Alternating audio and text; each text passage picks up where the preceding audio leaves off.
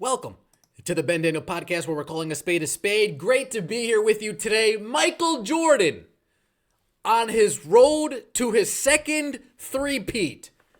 The Chicago Bulls went out and got a certain somebody who I'm sure Bulls fans at the time weren't too thrilled about. Somebody that was part of the 89-90 Bad Boys Pistons team. Somebody that was a bit of a loose screw, a bit of a nutcase. Drove people crazy, tended to get under Michael Jordan's skin when they played. But man, he was a hell of a player. Dennis Rodman joined the Chicago Bulls on the way to their second three-peat. And what started off as fans said, oh, maybe this isn't the best fit. Phil Jackson said, nope, we need him. We want to win some more. We'll look over some of his antics. We'll look past some of his behavior. And we'll say, that's the guy we want on our team. And what started off as a little rocky, at the end of the years, they were popping bottles, drinking champagne, doing all the things that championship teams do at the end of the season. Caitlin Clark, many people are comparing her. She is the Michael Jordan of the WNBA. There is a certain player in the league who I'm sure us as Indiana Fever fans weren't too fond of throughout the season. I'm sure if we took a poll, the dislikes would outweigh the likes, clearly. But you can't watch her play and say, ooh, she doesn't have game. You can't do that. When you watch this player play, you think to yourself, damn, I might not like her, but she's a hooper. I might not like her, but she's a bowler. I might not be her biggest fan, but man, that girl's got skill. And after the introductory press conference today for one Tyler Marsh of the Chicago Sky, Caitlin Clark, and the Indiana Fever, there might be a loose screw on the market. There may be a player with some screws loose and some behavioral shortcomings that's on the market. I want everybody in the comment section below, let me know yes or no. If we were guaranteed to make it to the WNBA Finals and win the chip next year, if this was a guarantee, would you take Chennedy Carter on your team? Would you take Chennedy Carter on your team, not starting in place of Kelsey Mitchell? No, we're not doing that. We got Kelsey, Money Mitch, put him in a ditch. We're not doing that. But you're telling me there's not 25 minutes, 30 minutes for Chennedy Carter coming off the bench? 25 minutes for Chennedy Carter coming off the bench for this Indiana Fever team? Backup one guard, backup two guard. We can really shorten the rotation. Is Chennedy Carter the Dennis Rodman of the WNBA? I'm not talking about their games, folks. There's no Dennis Rodman in the WNBA when it comes to their game. But what about Angel Reese? She grabs all those rebounds. It's a little bit different. A little bit different, but okay. A little bit different.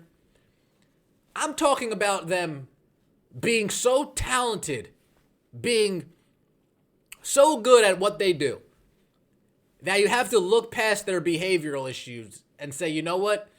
That might be a missing piece for this championship team. Now, am I going to advocate for Chennedy Carter? I'm not going to advocate for her. But would I say, if Chennedy Carter is available on the market,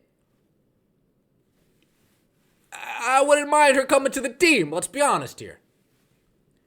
We don't got to use a WNBA curve to grade Chennedy Carter's game. Now, the question, Ben, what's sparking this thought process? What's sparking this? Like I told you, Tyler Marsh had his introductory press conference today with the Chicago Sky. Let's take a listen.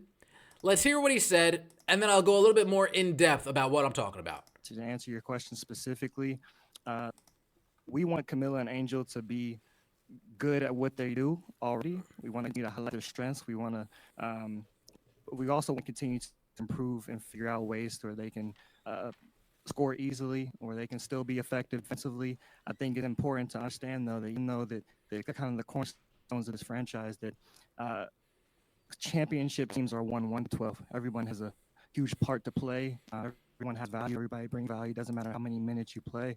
If you look at our championship team with the Aces, you take someone like a Sidney Colson who could go stretches throughout a season without playing that many games, and then comes in the finals in Game 4, makes a huge contribution there. You look at his past finals with Minnesota, and every game is somebody different. With New York, every game is somebody different, and so that's what we want to create here with Chicago. We want everybody to know their importance, everybody to know their value, and how to contribute to a winning franchise. All right. Angel Reese and Camila Cardoso are the cornerstones of the Chicago Sky team. I'm not too mad at that. I don't disagree too much with that. In fact, when they were originally drafted, I was like, great. Chicago's got 2 twin towers down there. 2 bigs down there. Feed the paint. Build around those 2. Surround them with 3-point shooters. But then I laid my eyes on Chennedy Carter, and I was like, damn. She's good. Then I saw Chennedy Carter play, and I'm like, man, she's a nutcase. But she's got skill. You don't got to use a WNBA curve when you grade Chennedy Carter's game. You don't. Pull up midi, handles, first step, finishing around the rim at a top of the line level, especially in the W. When it comes to the W, she finishes around the rim at an elite level. Her, Caitlin Clark, Kelsey Mitchell. Those might be the 3 guards that I've seen this whole entire season finish around the rim at an elite level as guards. Not, oh, there she goes for a layup, Kelsey Plum, brick. Not, oh, there she goes with a left-hand layup, Sabrina Ionescu, brick. But Ben, what about Kalia Copper? Yeah. I think Chennedy Carter's better. Kelsey Mitchell better. Caitlin Clark better. Now, it seems like he wants to build around those 2. And if we're building around 2 bigs, then do we have space for somebody who's a career 29% three-point shooter in Chennedy Carter? No. Do we have space around the rim for Chennedy Carter to finish if they're clogging the paint? No. Where does Chennedy Carter fit in all of this with the Chicago Sky and their plans? I don't think she fits. And then based on how the tail end of last season went, hey, Chennedy, take some days off. Hey, Chennedy, you don't got to suit up today. Oh, you're sick? Okay. You can take a sick day, but take 4 more days after that sick day. Just make sure you're really, really back to full strength. I think the relationship is frayed there between Chennedy Carter and Angel Reese, Chennedy Carter, the Chicago Sky. I think that relationship is a little bit on the brinks over there.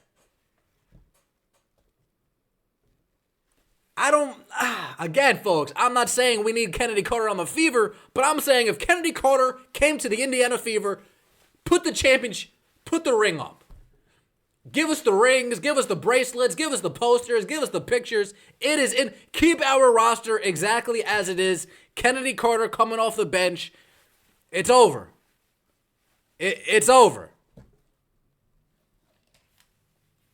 Indiana Fever had nobody this year coming off the bench that can be reliable, that can give us buckets, instant offense. Chennedy Carter is that player. Folks, I know. She cheap shot at Caitlin Clark. I know. Multiple times. I get it.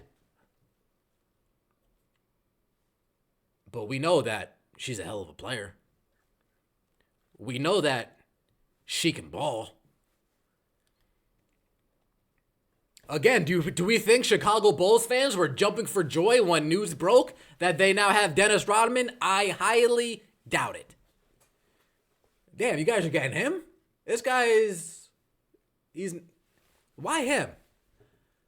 We don't need... Why Chennedy Carter? We don't need Chennedy Carter. Folks, Chennedy Carter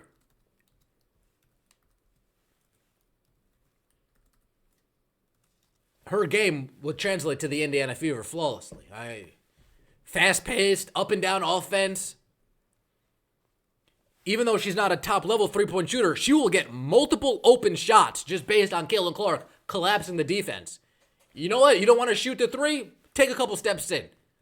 Dribble midi. Perfect. The paint will, more times than not, be open for you to drive and do what you got to do.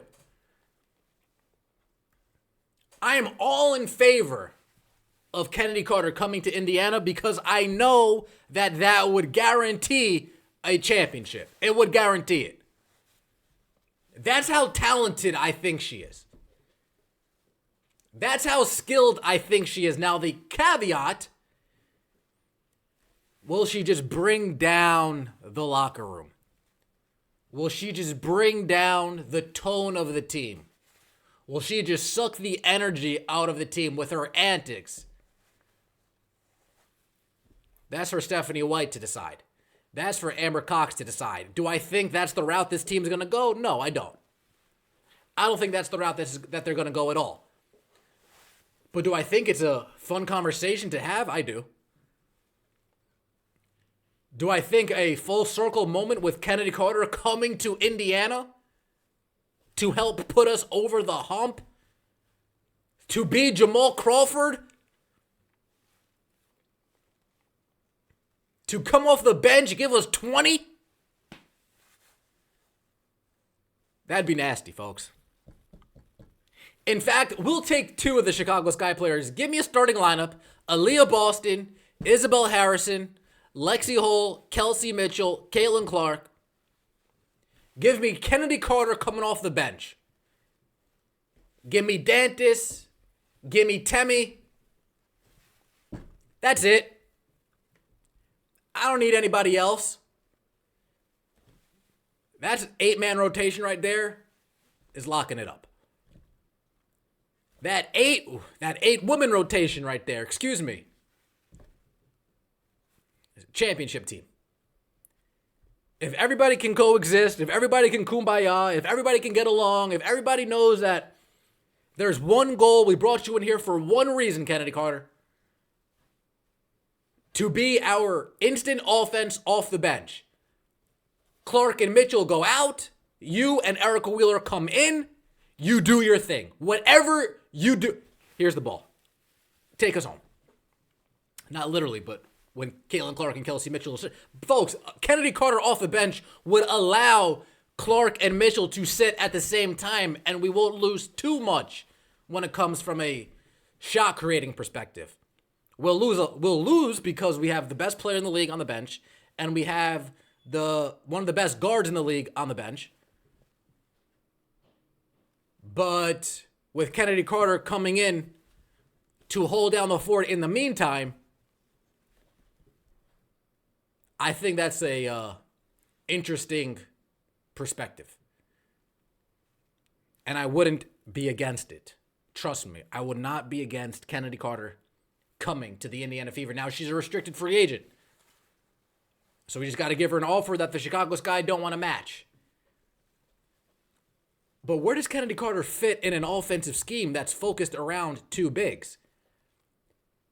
If the kick out for the three ball, she's hitting at a 30% clip, 29.3%. She needs space, pace, be able to create, be able to drive to the lane without getting clogged by multiple players. Drive to the lane without seeing a congested area around the rim. She's going to see that in Chicago. She won't see that in Indiana. Let me know what you think in the comment section below. Just an interesting thought that I had based on what Tyler Marsh said today at the Chicago Sky press conference. Let me know what you think in the comment section below. I appreciate all of the support. As always, take it easy.